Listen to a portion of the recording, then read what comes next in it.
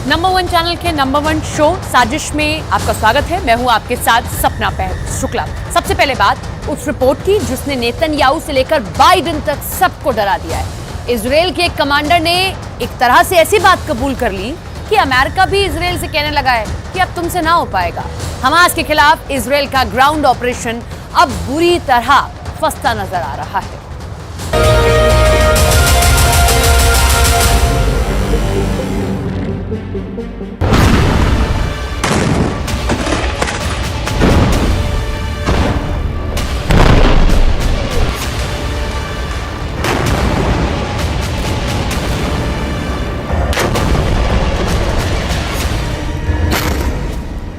Gaza के अंदर युद्ध इस लेवल पर पहुंच चुका है कि अब जान हमास की जाएगी या फिर इजराइल की सेना की, ये कोई नहीं जानता, लेकिन जान जरूर जाएगी, इसकी गारंटी 100% है।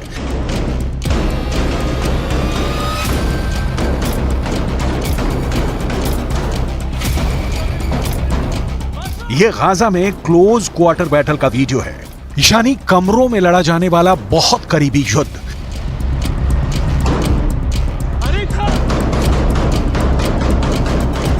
इजराइल के कमांडो इस इमारत में एक एक कमरे को खंगाल रहे हैं। ताबड़तोड़ फायरिंग हो रही है, किसकी गोली किसे लगेगी, डर बहुत ज्यादा है। यह गाजा के युद्ध की सबसे खतरनाक पिक्चर है।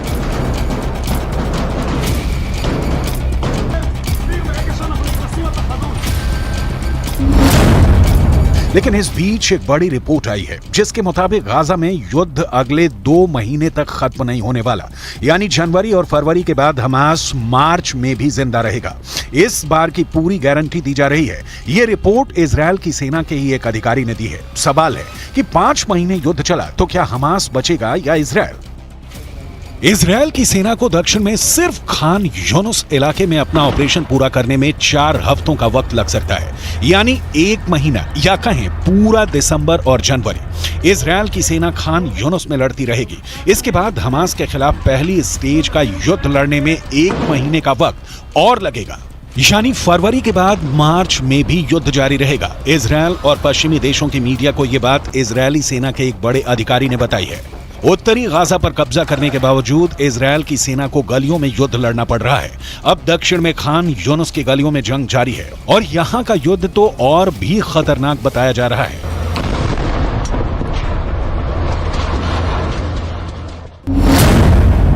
कुल मिलाकर समझिए कि 7 अक्टूबर को शुरू हुआ युद्ध अब भी जारी है। यह युद्ध 7 जनवरी तक भी चलेगा। यह युद्ध 7 फरवरी को भी होता रहेगा और इसके बाद यह युद्ध 7 मार्च को खत्म हो जाएगा।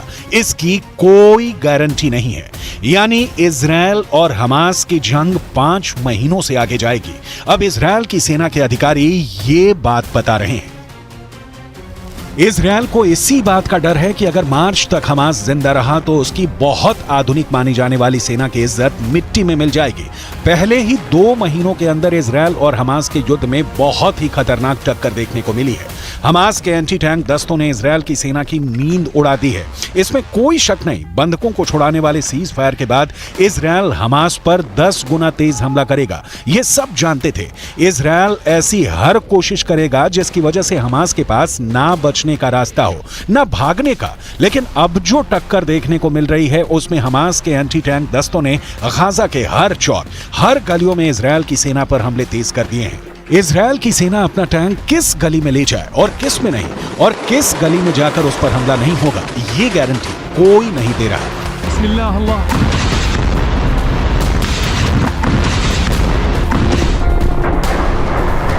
हमास की एक बॉडी कैमरा फुटेज इजराइल को मिली है और इसमें हमास के एंटी टैंक दस्तों को बिल्डिंग में छिपे हुए देखा जा सकता है। जिस जगह पर यह दस्ता छुपकर इजराइल पर हमले की फिराक में था, वहीं पर इजराइल ने हवाई हमला कर डाला। जाहिर है ऐसे धमाके में कोई जिंदा नहीं बचा होगा। वैसे गाजा की गलियों में युद्ध के दौरान हमास ने भी बड़े बड़े दावे किए हैं।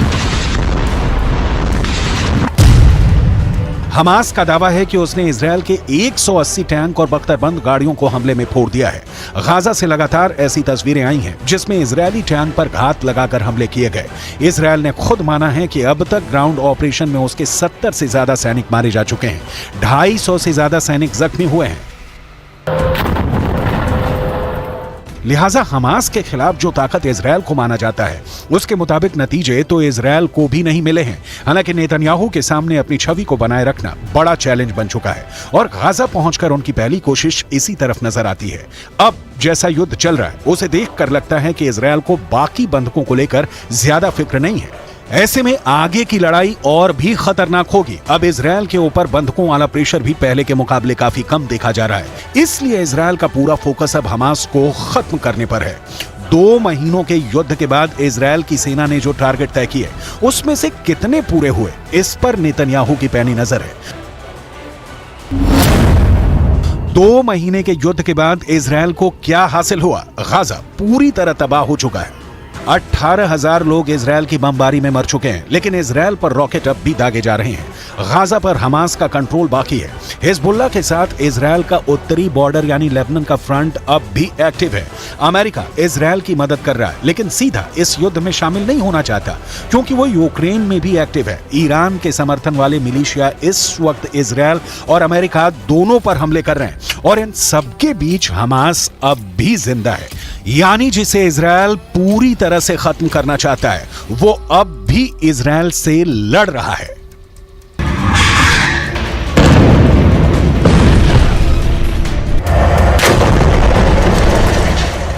It remains imperative that Israel put a premium on civilian protection. And there does remain a gap between exactly what I said when I was there, the intent to protect civilians, and the actual results that we're seeing on the ground.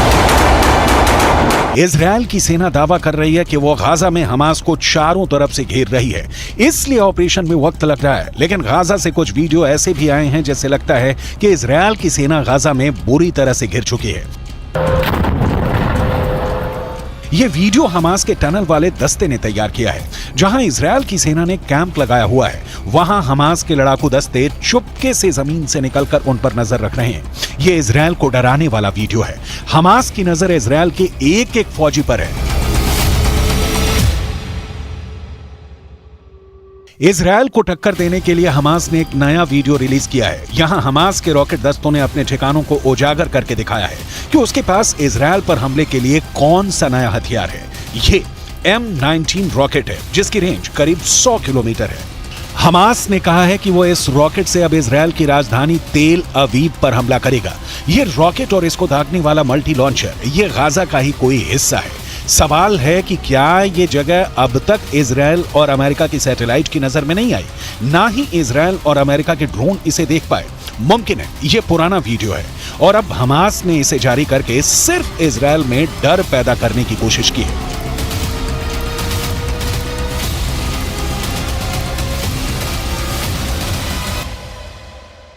Gaza के अलावा Israel के लिए उत्तरी border बड़ा खतरा बन चुका है। ये लेबनान बॉर्डर पर इजरायल की बड़ी पोस्ट है और यहां हिजबुल्लाह ने एक एंटी टैंक मिसाइल से हमला किया और फिर देखिए क्या हुआ। पहले धमाका, फिर पोस्ट का बड़ा हिस्सा ढह जाता है और आग लग जाती है। हिजबुल्लाह की तरफ से ऐसे खतरनाक हमले इजरायल की सेना लगातार झेल रही है। जब इसके बारे में नेतन्याहू से पूछा गया तो उनका जवाब भी गौर करने वाला है। सैनिकों के बीच इस तरह के सवालों का जवाब कैसे देना है, नेतन्याहू बहुत अच्छी तरह से जानते हैं। כי אם חיזבאללה יבחר לפתוח במלחמה כוללת, אז הוא במו ידיו יהפוך את ביירות ואת דרום לבנון, לא רחוק מכאן, לעזה ולח'אן יונס. हिजबुल्लाह हो, हूथी हो या फिर हमास, इजरायल के लिए खतरा साफ है और बहुत बड़ा है। हमास अगर मार्च तक जिंदा रहा तो यह युद्ध पलट सकता है। यह बात नेतन्याहू भी जानते हैं। उनके सामने दबाव बहुत ज्यादा है कि युद्ध को जल्दी से जल्दी खत्म किया जाए, जल्दी से जल्दी बंधकों को छुड़ाया जाए और जल्दी से जल्दी हमास को खत्म करने का ऐलान किया जाए। अगर वो ऐसा नहीं कर पाए तो ना सिर्फ दुनिया में बल्कि घरेलू मोर्चे पर भी उनकी बहुत ज्यादा बेइज्जती हो जाएगी।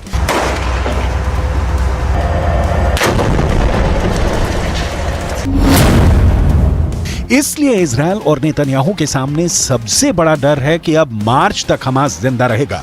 यह बात इजरायल की सेना अपनी रिपोर्ट में कह रही है। हमास का गुनाह ही इतना बड़ा है कि इजरायल ने उसे पूरी तरह से खत्म करने की कसम खाई है। यही वजह है कि 7 अक्टूबर के बाद से गाजा में जिसने हाथ डाला है उसने अपना हाथ चलाया है। गाजा जलता हुआ कुआं बन चुका है। जो गिरेगा खत्म हो जाएगा, क्योंकि इजरायल को जिसने भी अब तक रोकने की कोशिश की उसको नेतन्याहू ने सिर्फ एक जवाब दिया, जब तक हमास खत्म नहीं हो जाता तब तक युद्ध जारी रहेगा। बंधकों को छुड़ाने के लिए सीज फायर तो कर दिया गया, लेकिन एक बात साफ है कि अब तक इजरायल के सामने सब फेल हो चुके हैं। इजरायल के आगे ईरान फेल हो चुका है। इजरायल के आगे हमास से लेकर हिजबुल्लाह और यमन के हूथी भी नाकाम रहे हैं। इजरायल के सामने सऊदी अरब और बाकी अरब देशों की जुबान पर ताला लगा है। अरब देश पूरी तरह फेल साबित हुए हैं। इजरायल के खिलाफ रूस भी फेल हो गया और इजरायल ने अमेरिका को भी बता दिया कि वो इजरायल से है, इजरायल उससे नहीं, यानी अमेरिका भी फेल है। नेतन्याहू अब कोई बात बर्दाश्त नहीं करेंगे। वो बैकफुट पर नहीं, फ्रंट फुट पर तबाही मचाएंगे। उन्होंने अमेरिका को भी इस बात का एहसास दिला दिया है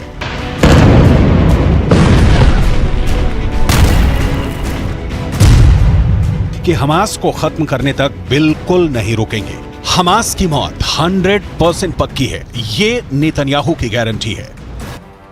उत्तरी गाजा के अस्पताल इजरायली बमबारी के सबूत बने तो दक्षिण में खान यूनिस के रिहायशी इलाके इस बमबारी के सबूत बन रहे हैं। यहां बम गिरा तो 10 लोग फौरन मारे गए, कई घायल हो गए।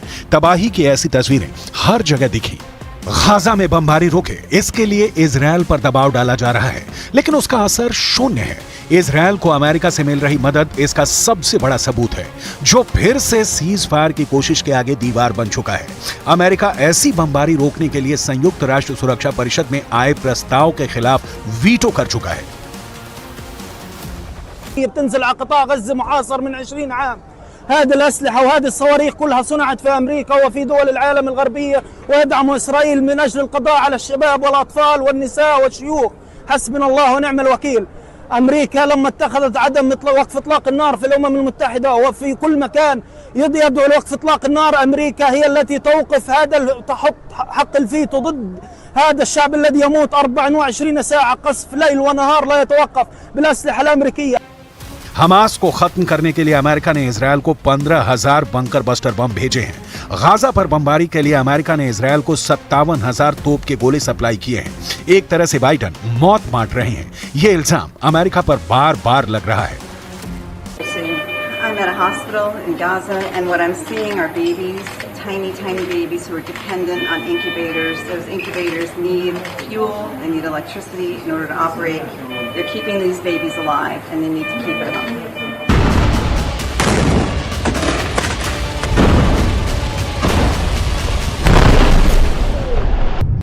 अमेरिका एक तरफ कह रहा है कि युद्ध जल्दी खत्म हो, दूसरी तरफ वो ये भी नहीं चाहता कि सीज फायर हो। अमेरिका इजरायल को लगातार बम भेज रहा है और इजरायल गाजा पर लगातार बमबारी भी कर रहा है, लेकिन 2 महीनों के बाद भी ये युद्ध जारी है और हमास जिंदा है। सवाल है कि क्या हमास के पास इतनी बड़ी ताकत है और क्या इजरायल इतना कमजोर है कि वो मार्च तक हमास को खत्म नहीं कर पाएगा?